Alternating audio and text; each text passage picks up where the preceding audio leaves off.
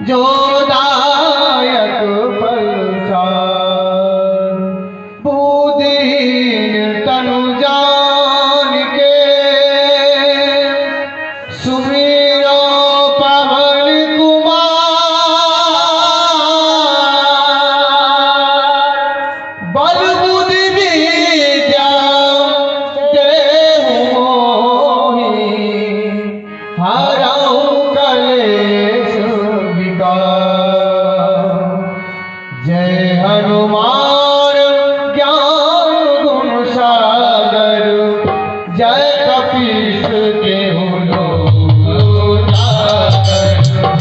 रामदूत अतुलित बलधामा अंजनी पुत्र महावीर विक्रम बजरंगी कुमति निवार सुमति के संगी। कंचन बरन विराज सुबेसा कानन कुंडल कुंचित केसा। हाथ बाज ध्वजा विराजे कांधे मूंज जने उतारे। प्रगट कर ध्रुवन केसरी नंदन तेज प्रताप गजवंदन।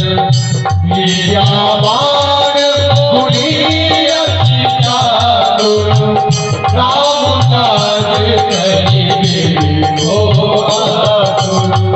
प्रभु चरित्र सुनिबे को रसिया राम लखन सीता मन बसिया।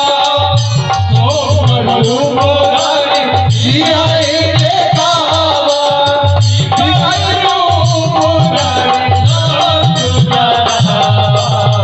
भीम रूप धरि असुर संहारे रामचंद्र के काज सवारे।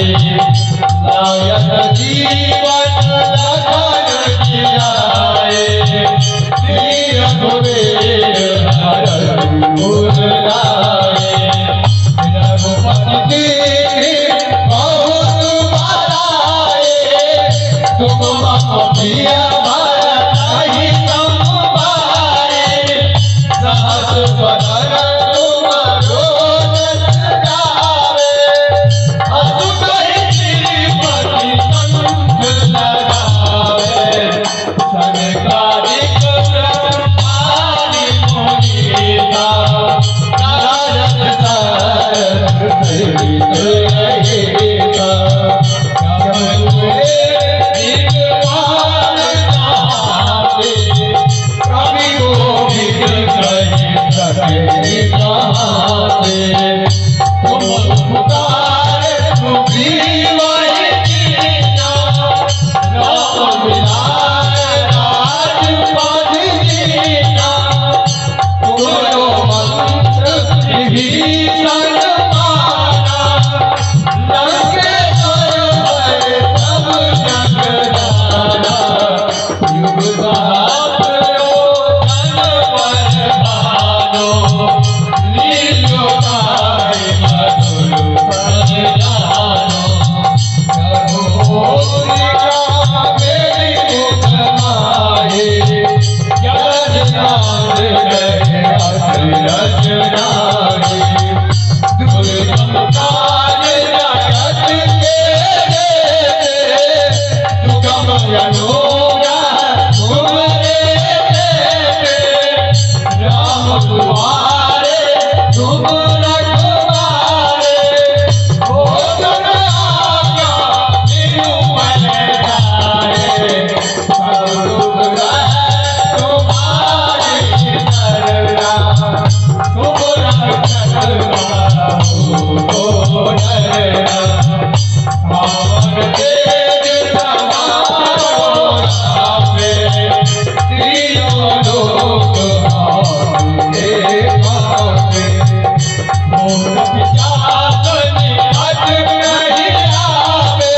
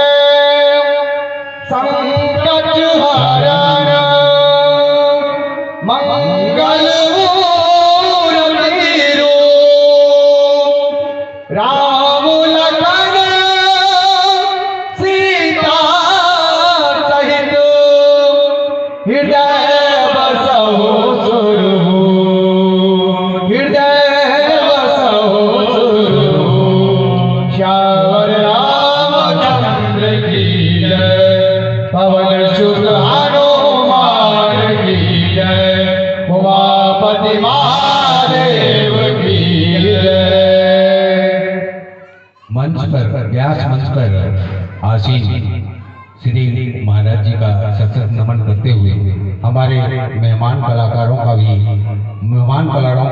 को भी बधाई देते हुए आज अब द्वितीय सत्र प्रारंभ हो चुका है और आज हमारा विश्राम दिवस है। इसलिए श्रोतागण यथाशीघ्र आप पंडाल को सुशोभित करें और जिससे हम आपका रेडी हो सकेंगे। व्यासपीठ अब स्वतंत्र हैं अपना कार्य प्रारंभ करने के लिए। जय श्री राम।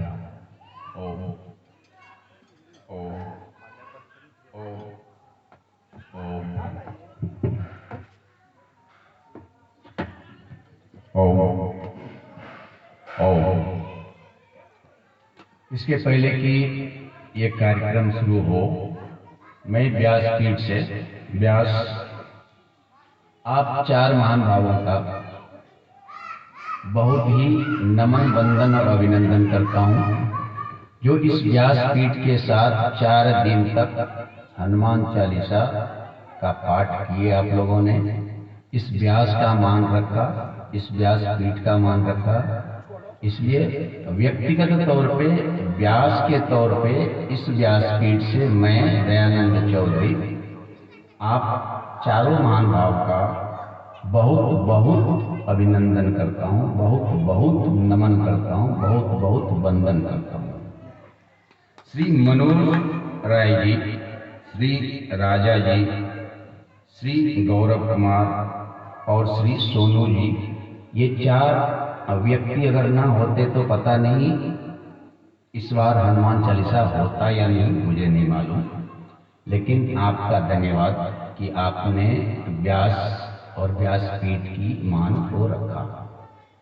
तो व्यासपीठ की तरफ से आपका सम्मान बहुत छोटी बात होगी, फिर भी मैं व्यक्तिगत तौर से आपका सम्मान करता हूँ, करना चाहता हूँ। तो व्यासपीठ की तरफ से, व्यास की तरफ से एक छोटा सा व्यास का उपहार हम आपको देना चाहते हैं। श्री मनोज राय जी।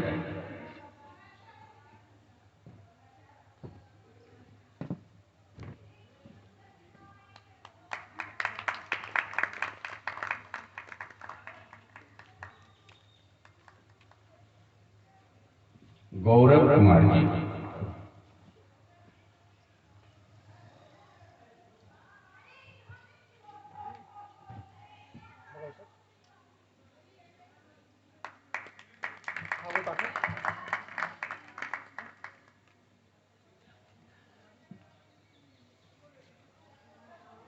राजा जी,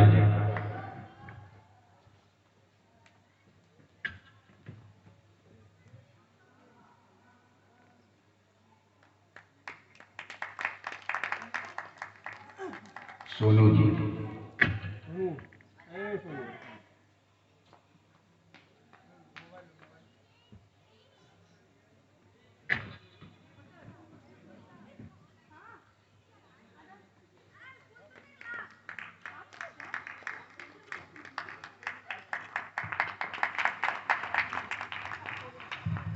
बहुत ही हर्ष की बात, बहुत ही खुशी की बात कि हम सब जुड़े, इस सत्संग समिति में जुड़े और इसे सफल बनाया। आप सभी का बहुत बहुत धन्यवाद। अब समिति का जो परंपरा है कि किसी भी सत्र को शुरू करने के पहले महाराज श्री का माल्यार्पण किया जाता है। तो इस भिखारी शर्मा जी कहुआ ग्राम निवासी हैं, उनको सादर आमंत्रित किया जाता है मंच पर आए और माल्यार्पण कर महाराज श्री का आशीर्वाद ग्रहण करें। श्री भिखारी शर्मा जी कहुआ ग्राम निवासी।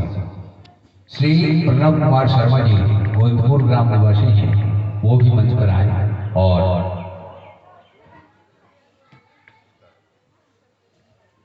आप भी सादर आमंत्रित हैं, मंच पर आए और माल्यार्पण कर महाराज श्री का आशीर्वाद ग्रहण करें।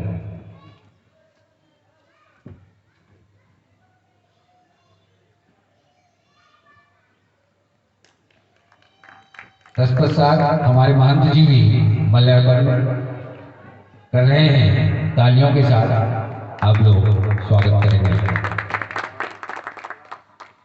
अब व्यासपीठ स्वतंत्र हैं और अपना श्रोताओं को गीता दर्शन का लाभ देते।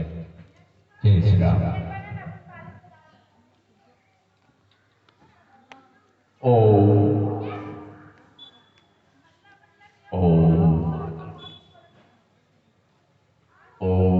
सहना भवतु, सहनौ भुनक्तु, सह वीर्यं करवावहै, तेजस्विनावधीतमस्तु मा विद्विषावहै। उस परमपिता परमात्मा की असीम अनुकंपा से हम और आप सभी सुरक्षित, संरक्षित, मेधावी, कर्मयोगी और ईर्ष्या रहित हो जाएं। पूरा विश्व का कल्याण हो, पूरा विश्व कर्मठ हो, पूरा विश्व मित्रवत हो।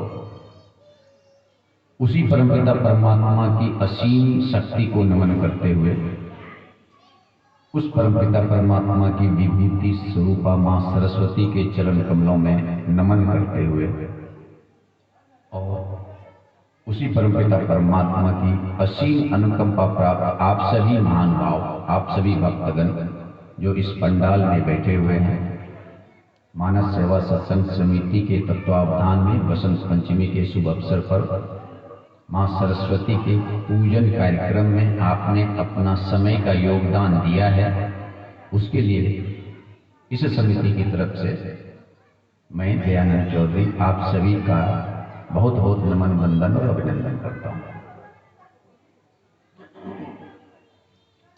तो आज विश्राम दिवस है, तो आज अपने वक्तव्य को भी हम विश्राम देंगे।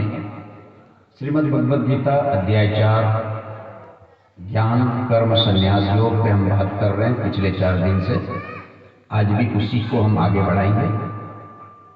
ज्ञान कर्म संन्यास योग जैसा नाम है,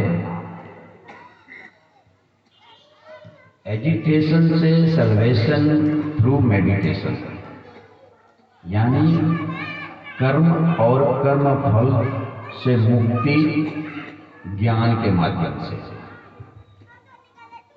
और आज चूंकि विश्राम दिवस है, हम इस अध्याय को खत्म तो नहीं कर पाएंगे। तकरीबन हमने 12 श्लोक तक गए हैं, कुल 42 श्लोक है इस अध्याय में। तो जहाँ तक होगी वहाँ तक हम बात करेंगे। अभी हमने कल बात जो किया था उसको थोड़ा सा कैप्चर करें, रिकैप्चर करें। तो हमने बात क्या किया था? हमने बात किया था बीत राग भय क्रोध को हम खत्म करेंगे अगर श्रेष्ठ स्थिति को पकड़े। तो अगर आश्रित हो जाए श्रेष्ठ से तो बीत राग भय क्रोध खत्म होगा। और जो व्यक्ति जिस भाव से भगवान को भजेगा उसे भगवान उसी भाव में मिलेंगे। ये यदा माम प्रपद्यन्ते ताम अहम भजामि अहम मम वर्तमान अनुवर्तन्ते मनुष्या पार्थ सर्वसा।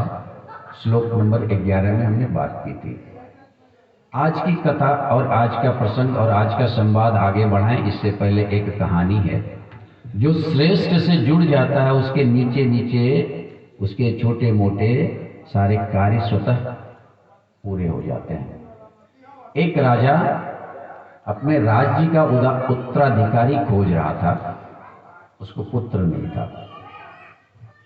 तो वो राजा बहुत ज्ञानी था, वो बहुत विद्वान आदमी था। गलत आदमी के पास राज चला ना जाए इसके लिए उसने एक तरकीब निकाली और उन्होंने पूरे राज्य में ढिंढोरा पिटवा दिया कि कल हमारे राज्य के मेन दरवाजे पे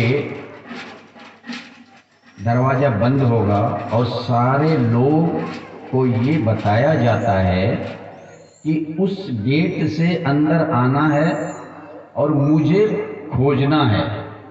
जो मुझे खोज लेगा वो मेरे राज्य का अगला उत्तराधिकारी होगा। ये घोषणा हो गया।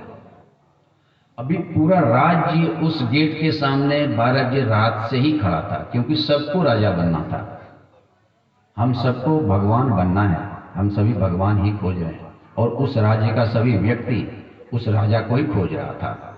लेकिन दरवाजा बंद था। सभी लोग हजारों लाखों की संख्या में उस दरवाजे के सामने खड़ा है। सुबह 5 बजा, घंटी बजी, दरवाजा खुला और हुजूम उस दरवाजे के अंदर में घुसा। लाखों लोग उसके अंदर घुसे, हजारों लोग उसके अंदर घुसे। लेकिन जैसे घुसे देखा वहां पे एक से एक दुकान लगा हुआ है और सारे जगह पे ये लिखा हुआ है जितना आपको ले जाना है मुफ्त है, जितना जो ले जाना है ये मुफ्त है। सबसे पहले कपड़े का दुकान लगा हुआ है, 10-20 नहीं हजारों हजार दुकान लगा हुआ है। तो कुछ लोग जो घुसे उसने बोला ये मुफ्त है तो पहले कपड़ा ही लिया जाए, बाद में राजा को तो देखेंगे। तो कुछ लोग उस कपड़ा लेने में फंस गए। आगे कुछ लोग बढ़े जो बचे थे तो आगे में देखा सोने का दुकान था, एक से एक गहना था, एक से एक जेवर था, हीरा था, मोती था, जवाहरात था, सब लगे हुए और लिखा हुआ जितना ले जा सकते हैं सब मुफ्त है। तो बहुत सारे लोग उधर घुस गए। अभी सोना छोड़ के कौन राजा को देखेगा? राजा मिलेगा नहीं मिलेगा क्या भरोसा है? सोना तो सामने है, हीरा तो सामने है, मोती तो सामने है, जवाहरात तो सामने है, इसको ले लो। अभी गलती क्या किया लोगों ने, बोरिया नहीं लेके गया था। अभी थैली में ही भर सकता है वो लोग। बोरिया अगर पता रहता तो बोरिया ट्रैक्टर टेलर सब लेके जाता कि भर लो इसमें सोना जवाहरात हीरा मोती जो भी है। तो बहुत सारे लोग उधर फंस गए। कुछ लोग उसको भी छोड़ के आगे बढ़े कि चलो राजा को खोजते हैं, जो थोड़ा ज्ञानी था। देखा आगे में एक से एक गाड़ी लगी हुई है, BMW, फरारी, एक से एक महंगी गाड़ी, करोड़ 2 करोड़ की गाड़ी, और लिखा हुआ है फ्री है। एक नहीं जितना मर्जी ले जाओ, एक साथ 2 गाड़ी उठाना है उठा लो। तो बहुत लोग अभी गाड़ी खोजने में लग गए कि फरारी लूं कि BMW लूं कि मर्सिडीज लूं कि ओडी लूं, क्या लूं। ऐसे करते करते करते करते उस लाखों व्यक्ति में, हजारों व्यक्ति में तकरीबन सभी लोग कहीं न कहीं अटक गए। कोई गाड़ी में, कोई साड़ी में। कोई गहने में, कोई हीरा में, कोई मोती में, कोई खाने में, कोई वस्त्र में। एक लड़का 18 साल का युवक चलते रहा, निरंतर चलते रहा, ना दाएं देखा ना बाएं देखा, ना ऊपर देखा ना नीचे देखा। उसका लक्ष्य श्रेष्ठ को प्राप्त करना था। वो लड़का सीधा चलते गया, सारे चीजों को छोड़ते हुए, साड़ी नाड़ी, सोना चांदी, गाड़ी घोड़ा, सबको छोड़ते हुए आगे बढ़ा और उसे एक मंदिर दिखाई दिया। उस मंदिर में एक पुजारी उसके तरफ पीठ करके बैठा हुआ था। वो लड़का उस पुजारी के पास गया।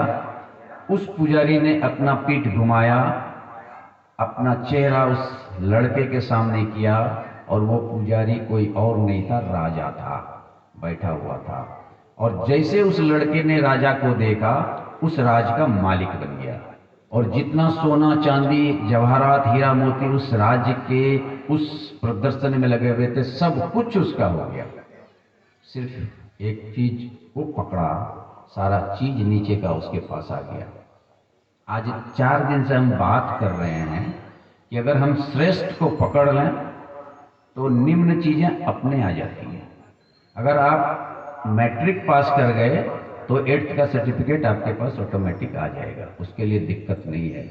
अगर आपने इंजीनियरिंग कर लिया तो नेचुरल है आपने 12th पास किया होगा तब इंजीनियरिंग किया। अगर आपने PhD किया है तो नेचुरल है BSc MSc ISc मैट्रिक सबका सर्टिफिकेट आपके पास होगा। तो अगर श्रेष्ठ को आप पकड़ते हो तो निम्न चीजें ऑटोमेटिक आपके पास आ जाती है। और बात हम यही कर रहे हैं कि हम भगवान को भगवान के लिए ढूंढें, लेकिन हम सभी जीव चौवन्नी अठन्नी के लिए भगवान को खोजते हैं।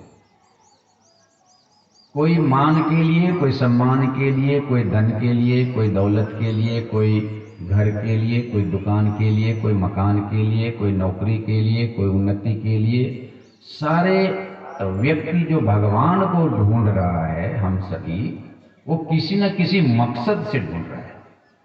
इसलिए भगवान को समझ में आ गया कि हमें तो ढूंढ नहीं रहा है, इसका कोई न कोई मकसद है। इसलिए भगवान खुद अर्जुन को बता रहे, तुम मुझे जिस रूप में ढूंढोगे मैं तुम्हें उस रूप में मिलूंगा, वैसा ही मैं फल तुमको दूंगा।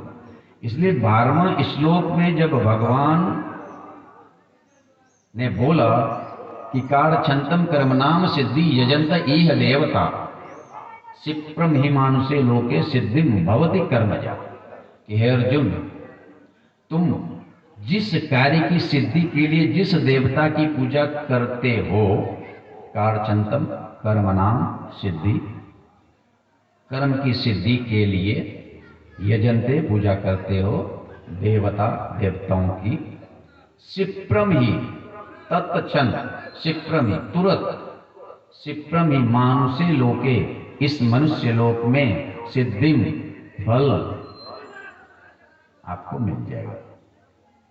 अभी देखें, हम सभी भगवान को खोज तो रहे हैं, लेकिन कहीं हम धन के लिए भगवान को खोज रहे हैं तो हम पूजा किसकी करते हैं? लक्ष्मी माता की। हम भगवान तो खोज रहे हैं, लेकिन भगवान कहीं हम विद्या के लिए खोज रहे हैं तो हम माँ सरस्वती की पूजा करते हैं। और हर एक देवी देवताओं को आप देखेंगे दिव्य भूषण, दिव्य शस्त्र और शास्त्र से सुज्जित किया गया है हमारे धर्म में। इसके पीछे यही कारण है कि हम अगर विद्या की देवी माँ सरस्वती को ढूंढ रहे हैं या उनसे विद्या मांग रहे हैं तो सरस्वती का क्या गुण है, सरस्वती का भाव क्या है? आप देखें, माँ शारदे श्वेत वस्त्र धारण करती हैं, माँ शारदे बीना हाथ में रखती हैं, माँ शारदे पद्म हाथ में रखती है और पुस्तक हाथ में रखती है। माँ शारदे का वाहन हंस है। इतने चीज का मतलब क्या है? हम खोज तो रहे हैं, हमको विद्या चाहिए, माँ सरस्वती की वंदना कर तो रहे हैं, लेकिन भाव जो है, क्योंकि भगवान ने बोला कि वीत राग भय क्रोध मत मया माम उपास्यता बहवो ज्ञान तपसा पूता मत भावम आगता। अगर तुम मेरे भाव को पकड़ा तो मैं आऊंगा। अगर मां सरस्वती के भाव को पकड़ा, मां सरस्वती के गुण को पकड़ा तो विद्या आएगी, लेकिन मां सरस्वती को पकड़ा तो विद्या नहीं आएगी। आप भोले बाबा के गुण को पकड़ा तो भोले बाबा मिलेंगे, गारंटी दे रहे हैं, लेकिन भोले बाबा को पकड़ा तो भोले बाबा नहीं मिलेंगे।